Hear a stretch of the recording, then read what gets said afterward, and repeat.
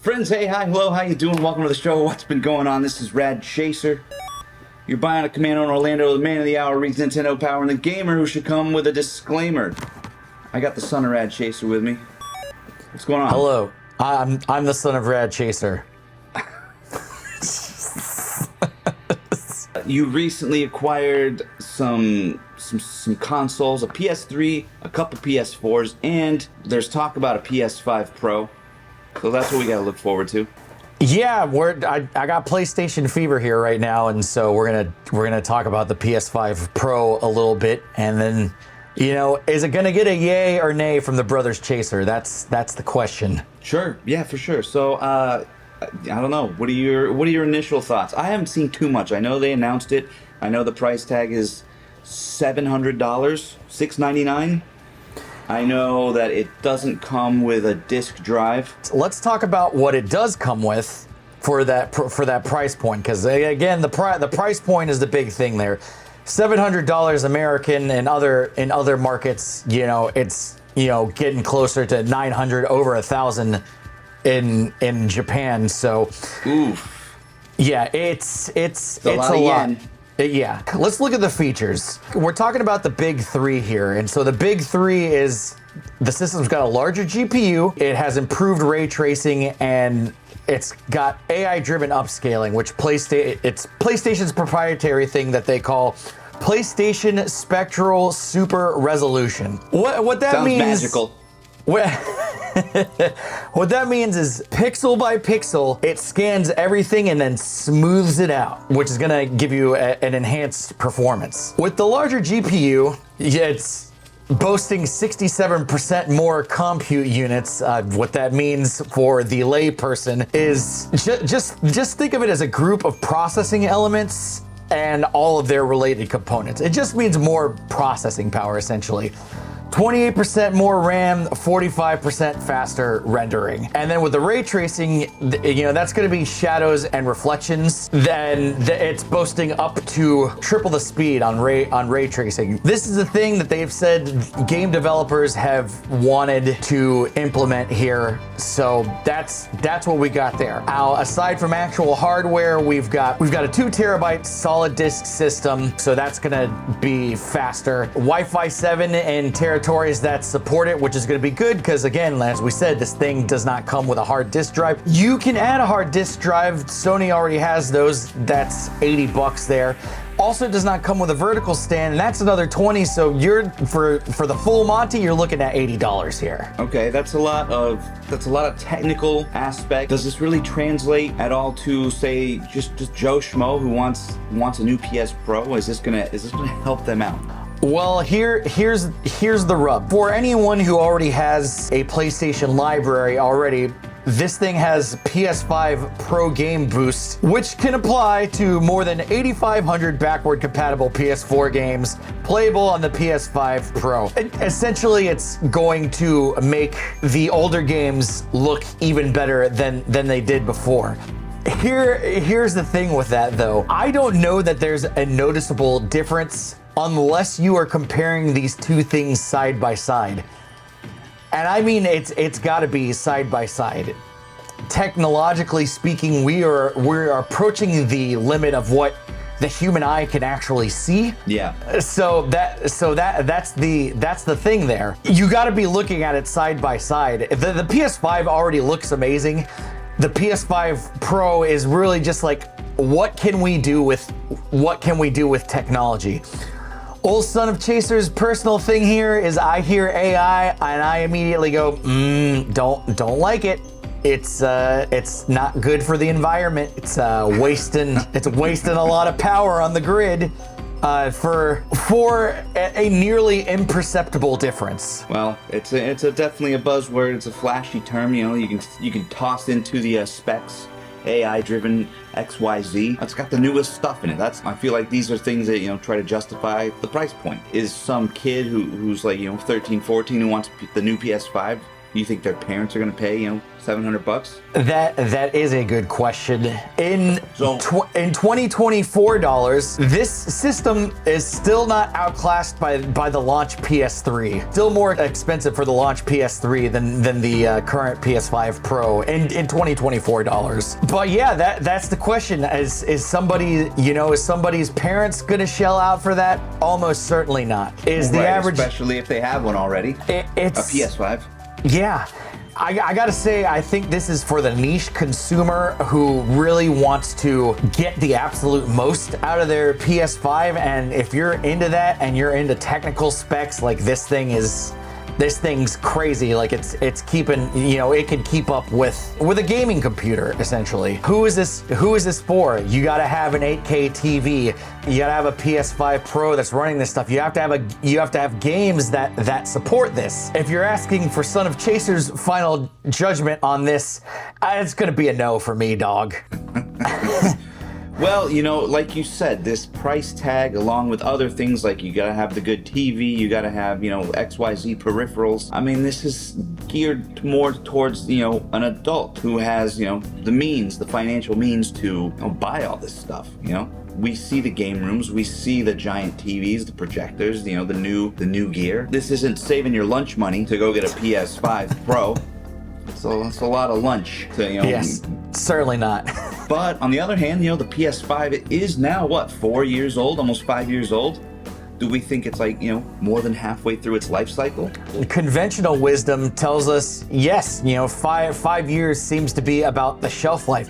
And what this really is, it's a mid-gen update. Is a mid-gen update worth $700 when you put it like that? No, not at all. But if you've got the full setup to run this thing and the TV and the game room, like, man, is this thing gonna look good? If you Right. brought anyone into that room to be like, check this thing out, yeah, sure, it's gonna look impressive on an 8K TV and with the surround system and everything else, but. Again, I think this is more of a niche product. If you want to talk about mid-gen upgrades, when we look at the Switch, when they released the OLED version, that thing looks really good in your hands. You can justify spending that extra $100 on it. You can buy 2 of those and still not spend the amount that you're spending on a PS5 Pro after adding a disc system and paying tax and stuff like that. So Sure.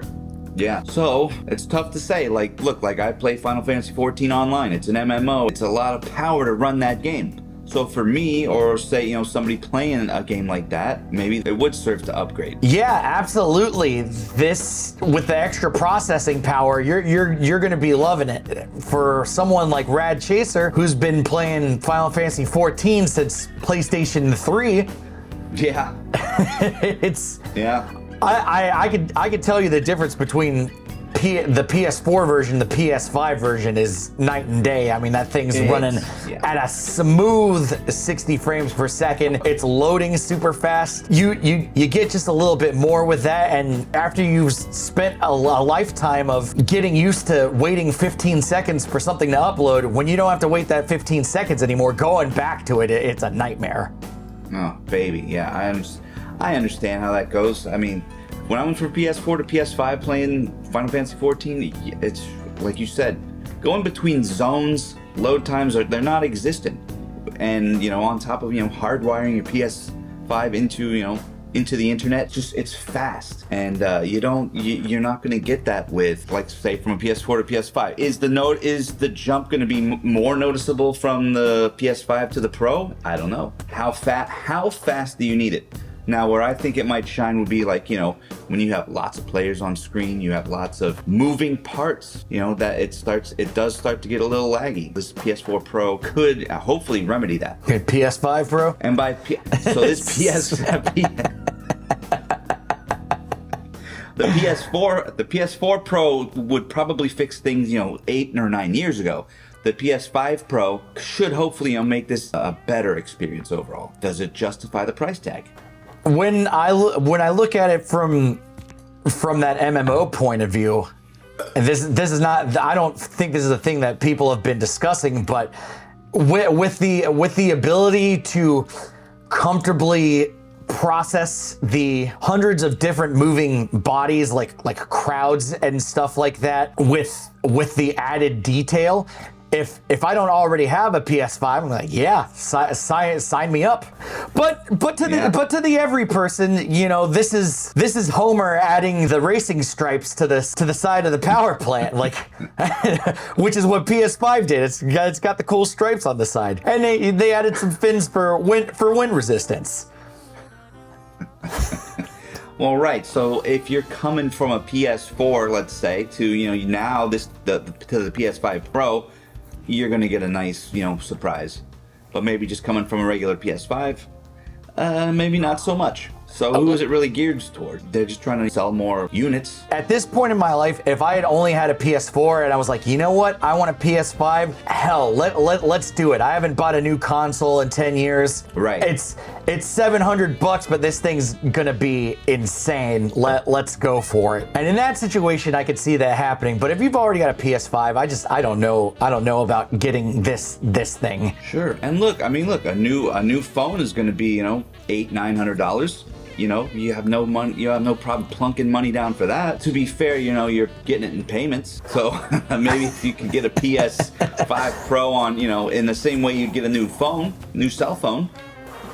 Yeah, I think Xbox does that through phone provider. That would be something PlayStation should consider doing, just as a means of being like, we know it's expensive, but spending $100 7 times, or, you know, $50 14 times, you've paid this thing off in a little more than a year, and that's certainly something to consider. Yeah. So I don't know. Would it be more enticing if it were, say, $500? Well, that's the rub, and if we find out that this $700 price point doesn't pan out or move units, then yeah, we might see it start to slide down in that direction. And this is only going to happen naturally, as it does with any gaming console. Sure. We don't know if PS6 is on the horizon, so in the future, yeah, could this slide down to a more manageable number like 500? Sure. If you already don't have something, absolutely spend the 500 on it. But then, you know, is it going to be more tempting to spend 350 or 400 on a PS5? And that's what are you going to spend your money on? The other question here is, what does PlayStation have to offer in terms of IPs that is going to compel someone to buy this console? That's a two-pronged answer. It has a lot of IPs. Have they executed on these IPs? No. Which is, sure, by their own admission, we just don't know if we have a lot of IPs. But then they just released Astro Bot, and the whole game is a love letter to the dozens and dozens and dozens of IPs that PlayStation 5 has. So you've got them. Make the games. If this is going to help you churn the games out, then yeah, sure. It'll be a lot easier for someone to justify putting the price point out if they're like, hey, guess what? Lists a bunch of PS properties that haven't had a game in a long time. I'm pretty sure you could find a list. Put it up right there. Sure. So, question, Astrobot, the game came with the original PS5 on launch, loaded up into the PS5. Is this the same game? Is there more to it? No, this is a brand new platformer. It's called Astrobot. Astro's Playroom was what came loaded with the PS5. It will also come loaded. It will also come preloaded on the PS5 Pro as well. Although I would say, from the buzz that Astrobot is generating right now, load that bad boy up onto the PS5 Pro, because people have been calling it one of the best platformers to ever come out. So that's saying a lot, because there's a zillion platformers. Having one with the power of a PS5 behind it is pretty wild. Yeah, and listen, I gotta tell you, Astro's Playroom was awesome. I finished it. It was awesome. So if it's anything like that, why are you giggling? Liar. I swear to Mama. I'll put my trophy up. I'll put my trophy up on the screen. Okay, we can cut this part of the conversation. I don't know what the game's called, but I finished it. Put the counter up. Games Chaser has played. Yeah, Astro's Playroom and FF14. So I've seen the controller. The controller looks cool. That PS5, that Astrobot controller, yo. Gimme. The PlayStation 5 Pro is available for pre-order on September 26th at direct.playstation.com. October 10th, it'll be available at all other participating retailers, and it drops November 7th. Thank you so much for all the information and your personal thoughts. Great stuff, good reflections. Not for Son of Chaser's budget there. Right, look, like you said, it's gonna boil down to some sort of killer app that is gonna want to make somebody buy it. Yeah. For me, I mean, what's the draw? I don't know. Newer, faster, stronger? Sure. I mean, I already have a PS5. As Codex History of Video Games podcast says, it's got no games. You gotta have games to move your unit. Yeah. Otherwise, it's just a giant, Netflix machine. Yeah, and the TV already has that built into it now at this point, so. So for me, probably a no for now, but I'll never say never. I like the upgraded stuff. I like to collect the consoles. So there's more than just the aspect of, well, what's it gonna do for me? This is just another version of, it's a variant. Gotcha. A $700 variant. But how much joy is it gonna provide for me? Those racing stripes look sweet. Sleek. Yeah, but sexy console. It'll also support, changing the outsides like the PS5, reg already does. So yeah, help yourself. Yeah. All right, Son of Chaser, thank you so much for hopping on and talking to me about the PS5 Pro. Your thoughts, hopes, dreams, aspirations. How do we end it? Son of Chaser, out. Rad Chaser, out. Any thoughts about any of this stuff? Please let us know down in the comments below. We'd love to hear from you. And until then, my beautiful chasers, please keep chasing them. I love Rad Chaser. He is handsome and smart.